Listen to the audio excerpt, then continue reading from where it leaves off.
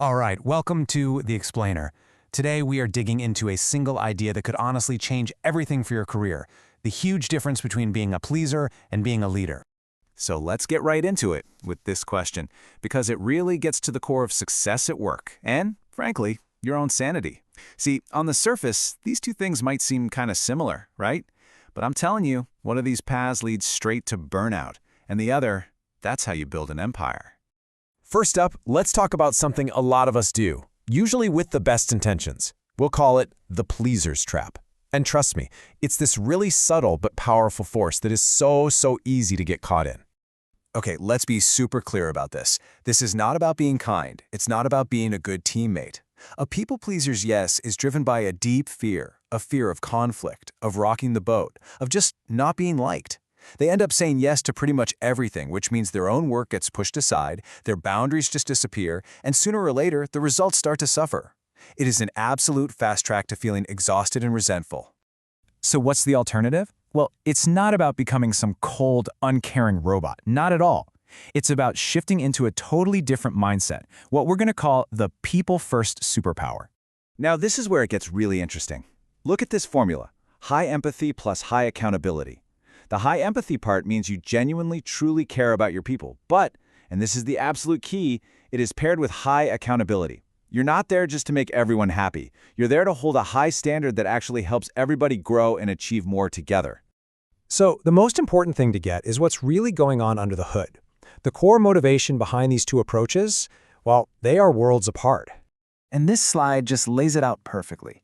The pleaser is basically playing defense. Their whole strategy is to avoid any negative feelings for themselves and for others. The goal is simple: be liked. But the people-first leader, they're playing offense. They're driven by this deep desire for everyone to grow, for the whole team to win. Their goal isn't just to be liked, it's to make everyone better. Okay, so theory is great, but what does this actually look like day to day?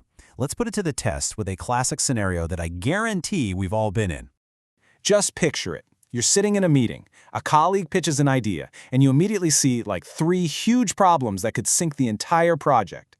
This right here, this is a moment of truth. How you react says everything.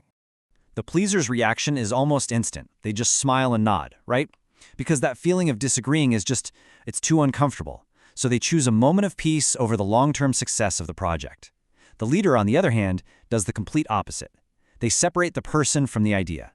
They start by validating the effort. Hey, thanks for bringing this up. And then they challenge the idea with curiosity, not with criticism. They ask questions like, that's a really interesting take. Could you walk me through how we might get around this potential issue? See the difference? They're guiding the team to a better place instead of just shutting it all down.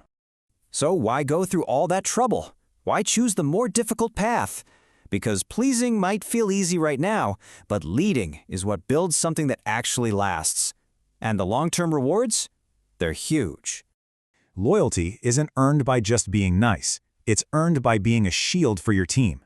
When people know you're willing to have the tough conversations for them and with them to make sure they succeed, well, they won't just follow your instructions, they'll follow you anywhere. And trust? It's not built on everyone agreeing all the time. No way. It's forged in consistency. When your team knows, without a doubt, that you'll tell them the truth, that you'll hold a high standard, and that you've got their back, they trust you. A pleaser who kind of changes their tune depending on who's in the room, well, you just can't trust that.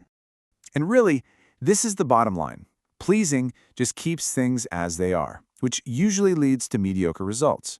But leading, real people-first leading, delivers actual, measurable impact. You stop being a doormat for every bad idea, and you start becoming the engine that makes every single project and every single person better. If you take one thing, just one thing, away from this, please let it be this quote. Let it sink in. This is the big mindset shift. Your job isn't to manage everyone's feelings. It's to develop your people and deliver results. The respect you want, that comes after, not the other way around. So as we wrap up, I just want to leave you with this question. The path of the pleaser gives you comfort in the short term, but the path of the people-first leader, that builds a real legacy and has a lasting impact. So, which foundation are you building for your future?